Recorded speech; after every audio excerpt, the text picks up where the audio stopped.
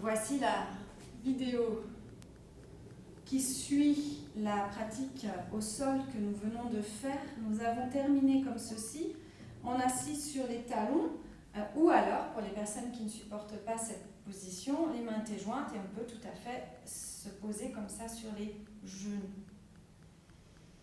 Après cette préparation d'une bonne trentaine de minutes, nous allons pouvoir nous mettre dans des postures d'équilibre debout.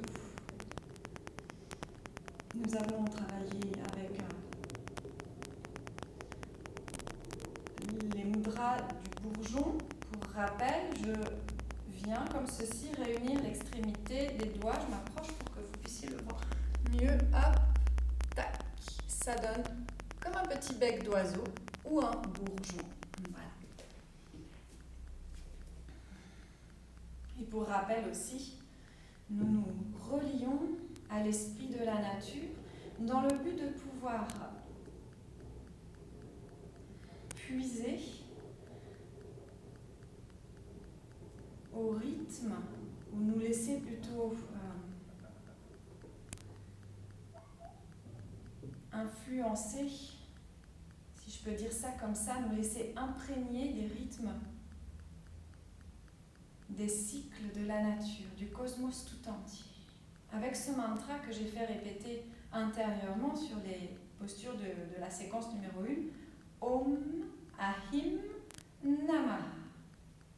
C'est un mantra qui nous aide à ressentir ce rythme, ces cycles de la nature, afin que nous puissions trouver en nous la justesse et l'équilibre entre les différentes phases d'action, d'activité et les phases de repos, de non-faire. Ok, on va pouvoir démarrer. Revenons à nos mudras. Hop, de chaque côté. À l'inspire, remontez-les. Quand vous arrivez au bout, les pouces se joignent et vos mudras se déploient. Plein de potentiel. À l'expire, vous ramenez les mains sur le sol. On va prendre un 4 pattes. Mettez les mains à la largeur des épaules. Orteils qui se retroussent. Je remonte les fesses. Pas besoin de tendre absolument les jambes. Et puis, jambe droite qui s'envole au-dessus de votre bassin. À l'expiration, si tout va bien, je peux faire un mouvement d'ouverture de hanche. On l'avait préparé dans la séquence numéro 1, ce qui me permet de rabattre ma jambe sur la poitrine. J'ai mes épaules au-dessus de mes mains. Je suis encore dans une poussée des mains pour arrondir le dos, ce qui me permet de poser le pied droit en avant. Ok. Je vais pouvoir, à partir d'ici, poser le genou dans le sol et inspirer, je prends une ouverture en guerrier, un simplifié, les mains jointes, face à face. Quand je ne peux pas monter ma nuque, c'est pas grave, je regarde droit devant. Ok, super.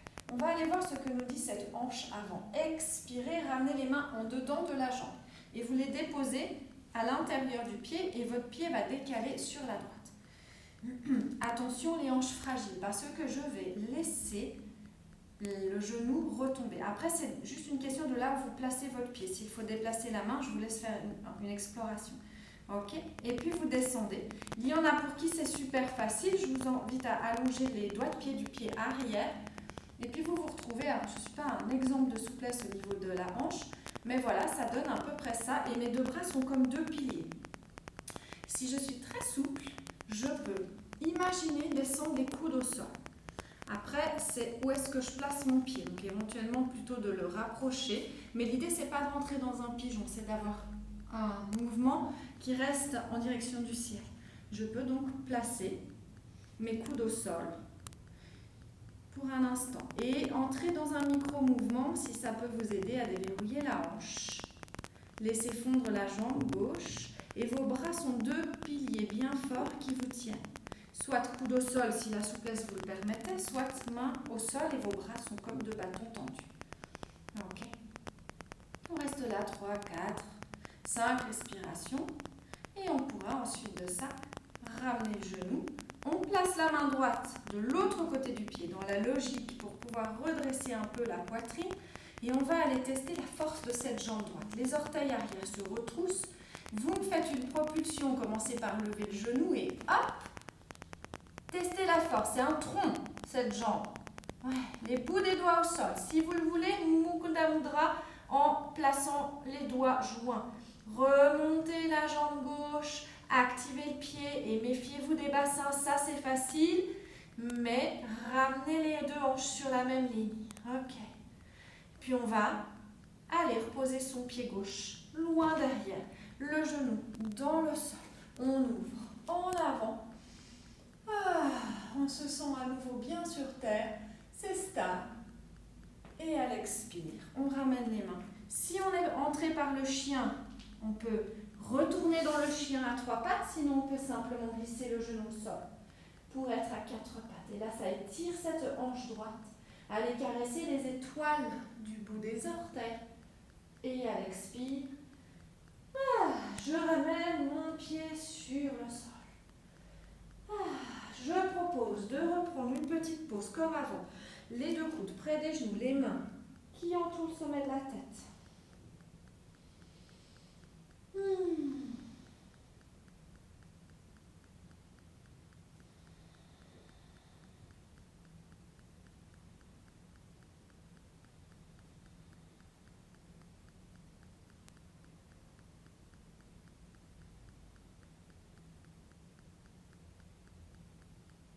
Om Ahim Namaha.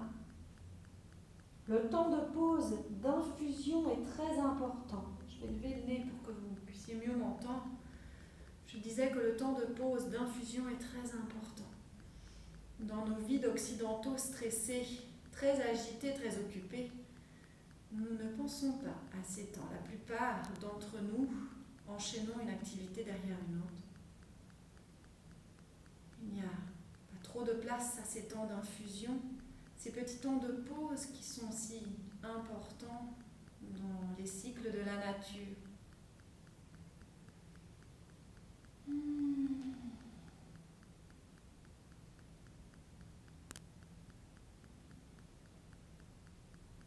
Puis on va ressortir, c'est toujours la même sortie que nous prenons, les mudras, le buste se déploie, les cuisses aussi s'étirent.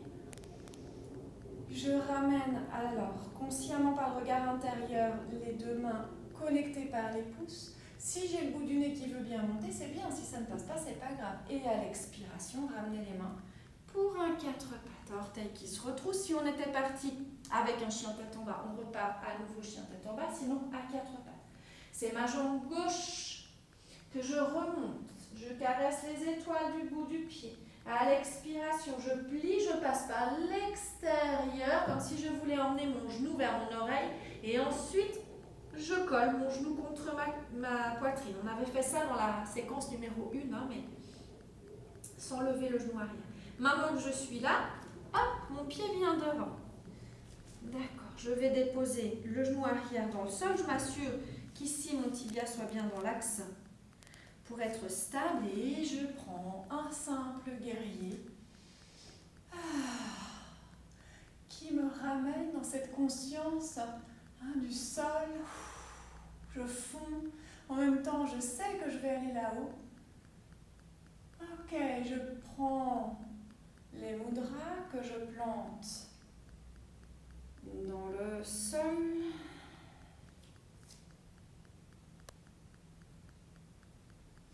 Et puis, vous allez propulser avec vos orteils du pied arrière.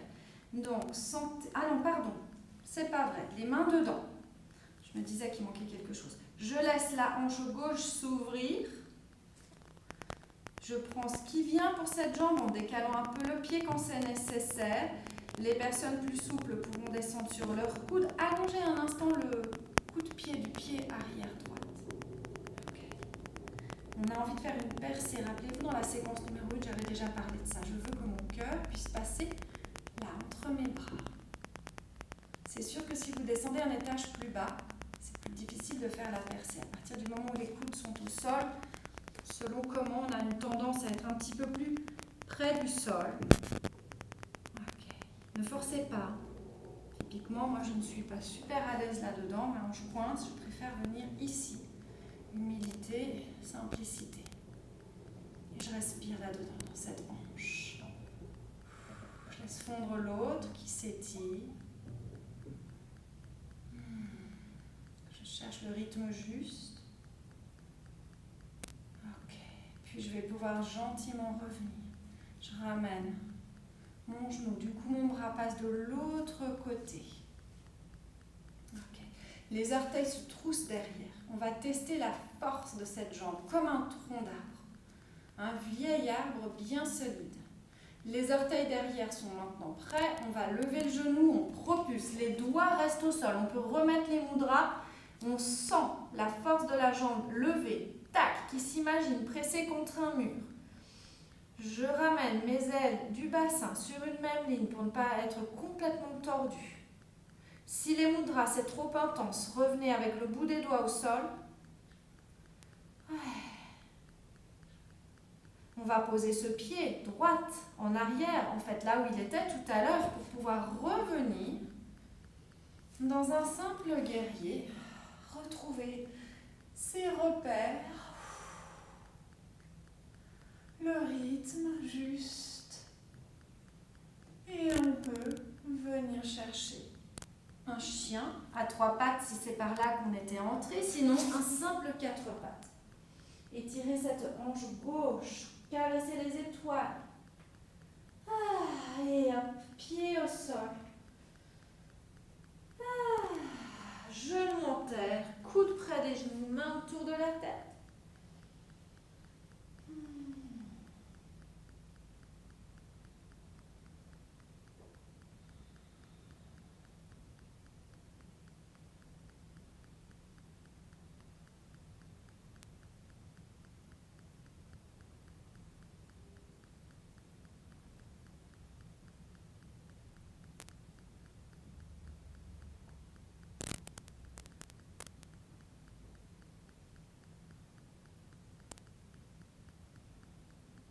Et on sort toujours par le même mouvement. Je viens redresser mon buste. Mes hanches se déplient, je défais mes mudras pour exprimer le potentiel qui est en moi. Et expire de nouveau à 4 pattes. Je retrousse les orteils. On peut rester à 4 pattes et passer le pied droit en avant. Fesses en l'air, j'inspire. Jambe droite qui s'étire. Je sens ma hanche, c'est intense. On a beaucoup travaillé les hanches. Ok, expirez. Je passe le pied devant, le pied droit devant. C'est mon premier pied sur lequel je vais m'appuyer. Ne mettez pas le genou arrière dans le sol. On va enchaîner. Tac, je soulève la jambe gauche. Je me laisse comme envoler. Et puis là, j'ai plus que ma jambe droite qui s'appuie au sol. Je remonte en équilibre debout. Je vais juste changer la caméra de place pour que vous ayez ma tête en entier. J'installe les mudras. Et là, je vous laisse. Vous restez là, le genou installé devant vous, les mudras sur les côtés. Ne bougez pas, respirez dans l'équilibre. Voilà.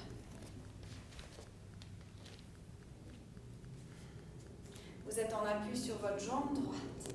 Et à la force musculaire de votre jambe, de votre tronc, abdomen, vous m'écartez le genou gauche sur la gauche. À la force musculaire de la cuisse, vous venez caler aussi haut que vous pouvez le pied. C'est sûr que quand on prend la main, on va plus haut. Quand on n'a pas la main, on se retrouve à la hauteur du genou. Si ça ne va pas, c'est venu plus bas, à la hauteur du mollet. Ok, et on pousse dans la jambe de terre. Ne vous installez pas. Oups, voilà, c'est risqué, ça me fait tomber. Cette jambe de terre est vraiment solide comme un tronc. Et on tient dans la posture de l'arbre.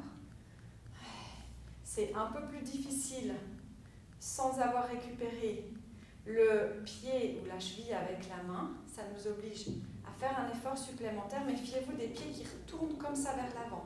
Dirigez les orteils en direction du sol. Donc s'il le faut, mettez de la simplicité dans votre posture et dirigez les orteils en bas en voulant mettre le pied sur le mollet. Ça rend les choses plus faciles et plus accessibles. Ok. Et on va déployer les bourgeons. On pulse au rythme de l'univers. À l'inspire, à l'expire.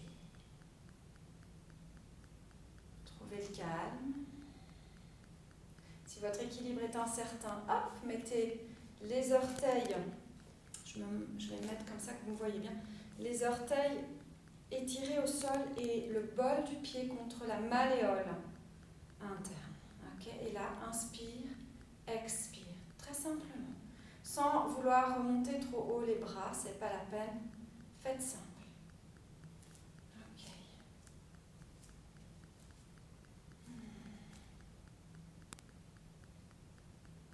Et puis, on va pouvoir s'arrêter. Vous lâchez les bras le long de votre corps. Vous ramenez votre deuxième jambe à côté de la première. Serrez les jambes l'une contre l'autre. Rassemblez-les. Si vous avez de la peine à savoir si vous êtes aligné, guignez un instant, comme ça vous êtes sûr. Les yeux sont fixés 3 mètres devant vous. Et on aligne nos bras sur les flancs. On cherche même à enfoncer les bras sur les flancs, comme pour passer au travers de la peau. Respirez. C'est une pause, mais qui demande un engagement. Om Ahim Namaha. Inspirez-vous de cet esprit de la nature qui vous aide à trouver l'équilibre entre l'activité et le repos. Alors, si vous avez l'occasion de faire seul à la maison la pratique, vous pouvez appuyer sur pause si tout d'un coup vous avez besoin d'un long repos. C'est l'avantage de la vidéo.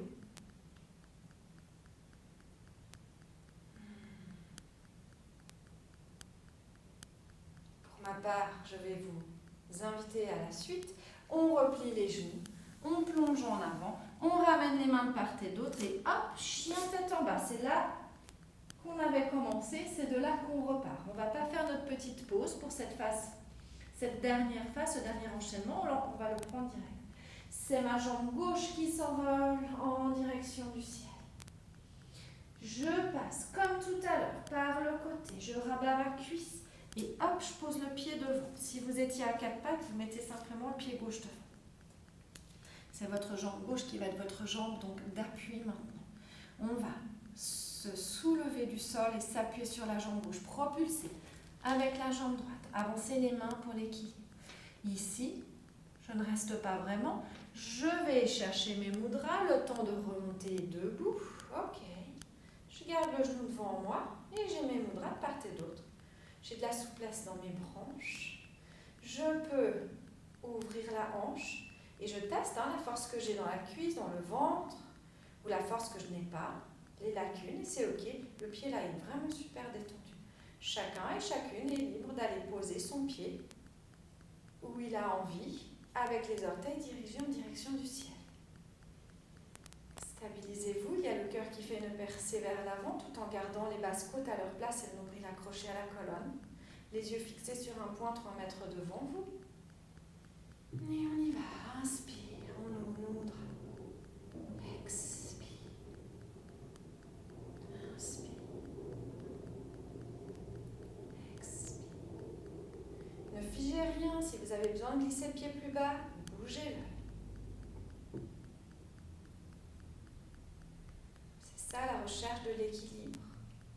La justesse de chaque action, sans complexe aucun. Ceci n'est pas une performance, il n'y aura pas une note à la fin du cours de yoga parce que vous avez mis le pied plus haut que d'autres.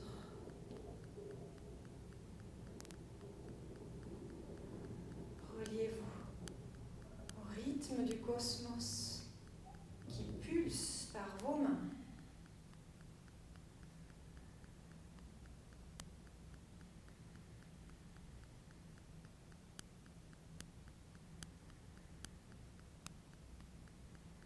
La respiration s'est régularisée. Il n'y a pas de pause à la fin de chaque inspire, ni à la fin de chaque expire, mais c'est doux et c'est régulier. On va pour une dernière. Et à l'expire, on relâche. On ramène nos jambes serrées et nos bras collés contre nous. Okay. Les yeux fixés sur un point 3 mètres devant et on sent Comment cette tonique est engagée dans nos fesses, le nombril accroché à la colonne et nos deux jambes sur lesquelles on s'est appuyé alternativement, l'une d'abord, l'autre ensuite, qui sont vraiment fermes toutes les deux, qui sont deux troncs à la fois séparés mais unifiés. On sent que les rotules sont remontées, les pieds s'étalent de manière uniforme sur le sol, nos bras, pareil, se plaquent à nous de manière uniforme, les épaules sont basses. On se laisse être inspiré par les rythmes tels que la nature les vit. Visualisez-vous comme un arbre dans une forêt. Un arbre patient, résilient, qui ne cherche pas à être quelqu'un d'autre ou qui cherche à se déplacer, il est là.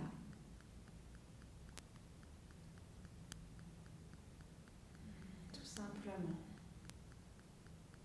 Allons-nous replier sur l'expire prochaine, les mains de part et d'autre en avant des pieds et hop, chien tête en bas.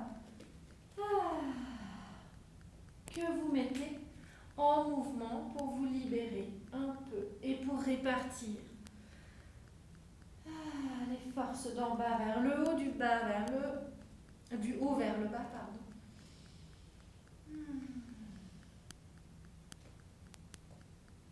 Et on va pouvoir ensuite de ça ramener les deux genoux vers les poignets, croiser vos tibias et déposer vos fesses sur le sol. Un instant, les mains sur les cuisses ou sur les genoux. Une posture assise, un tailleur, un as de pique, les fesses sur un support ou non, comme vous préférez, tant que le dos tient, sans se fatiguer. Et restez là. Comme si vous étiez assis au pied d'un arbre majestueux dans une forêt, dans une prairie.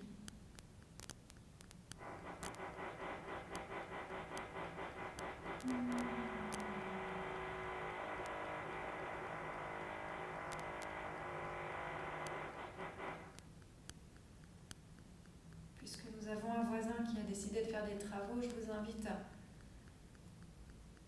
donc à rester tranquille dans une assise. Je vais couper la vidéo pour ne pas vous déranger plus longtemps. Si vous souhaitez, vous vous couchez sur le dos pour un moment de relaxation, tout en visualisant un bel arbre dans une belle forêt. Imprégnez-vous de l'esprit de la nature. Je vous dis merci. Je vous souhaite une bonne fin de pratique.